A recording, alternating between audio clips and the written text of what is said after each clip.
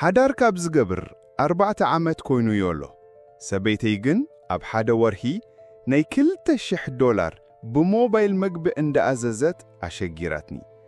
እዚ ሓደገኛ ብዝኾነ ልምዲ ካብቲ ኣነ ክኸፍሎ ዝኽእል ዓቕሚ ዋጻኢ ኮይኑ ንስኻ ኣደው ከተብሎ ፍቓደኛ ስነ ዘይኮነት ኣነ ክሬዲት ካርድ ናታ ሰሪዘዮ ነቲ ገንዘብ ካብ ናይ ሓባር ሕሳብና ናብ ናተይ ኣግዒዘዮ።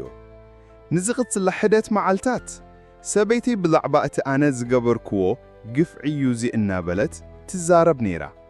ንሳ ኩሉ ግዜ መግቢ ኣመና ከም ዝጠመየት ትዛረብ። ነዚ ዘይትኸውን ተኮንካ ፍትሓንን ዶ ትብል። ኣብ ውሽጢ ገዛና ዝነበረ መግቢ ብምድርባይ ሙሩት መግቢ ክትገዝእ ከተኣገደደኒ ትፍትን። ከምኡውን ፓስወርድ ናይ ባንክ ሕሳበይ ብዙሕ ግዜ ክትገምት ፈቲና። ንሓደ ሰብ ፓስወርድ ናይ ባንክ ሕሳቡ ብዙሕ ግዜ ክትገምት እንተፈቲንካ ባንክ ነቲ ሰብ ኣውቶማቲክ መልእኽቲ ብኢሜይል ይልእከሉ እየ። ብከምኡ የፈሊተ ዝሓለፈ ዓርቢ ግን እቲ ቆይቕ ዓንሰርፊን ደው ኣበለት። ንሳ ብሓፈሻ ናብ ንቡር ዝተመለሰት ትመስል። ኣነ ኸኣ ተስፋ ቆሪጻ ትኸውን ኢለ ገመትኩ። እዚ ተስፋ ግን ብዙሕ ኣይቐተለን። ክጉሑፍ ኢለ ይወጻልኩም። ኣብቲ ውሽጢ ዳጉ ሓፍ 5 ወይ 6 ናይ መግቢ ፓኬጅ ረኺበ። ሰበይተይ ገንዘብ ኣይነበራን። ብኸመይነ መግቢ ከም ዝኸፈለቱ ኣይፈልጥን እየ። ገዛኣት እየ ተዛሪበያ። እዛ በላዕት ሰበይተይ ግን ኣሉ ክብትለኒ መሪጻ።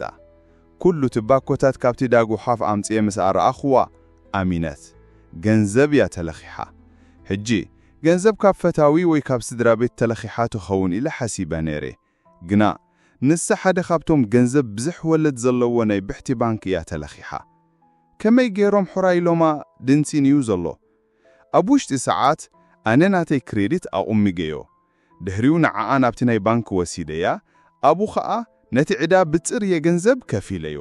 ሕጂ ንቤት ኪራይ ንምኽፍላል ሽግር ኣትያትኒ። ድሕሪ ብዙሕ ግርጭት ብውሕዱ ኣብቲ ቦታ ኸይዳ ክትበልዕ ተሰማሚዕና። ናይ ደሊቨሪ ጥራይ ክንደይ ዓቒበ። ስባቐ ሪኤ ከሽና ዘይትበልዕ በሰሮ ተሞሪዐ ተዋሪዳልኩም። ክንፋታሕ ምዃንና ነጊረያ። ስለዚ እወ ሓዳሪ ተዛዚሙ። ሕጂ ዝሓስበኒ ዘሎ ቃብ ሓብየ ዝኣከብክዎ ገንዘብ ኣብቲ ግዜ ፍትሕ ክማቐልኪ ትብል እያ። እዚ ኩሉ ረሃፀሲ እዛ ገበል ክትበልዖ ማለት ድዩ? እንታይ ትመኽሩኒ?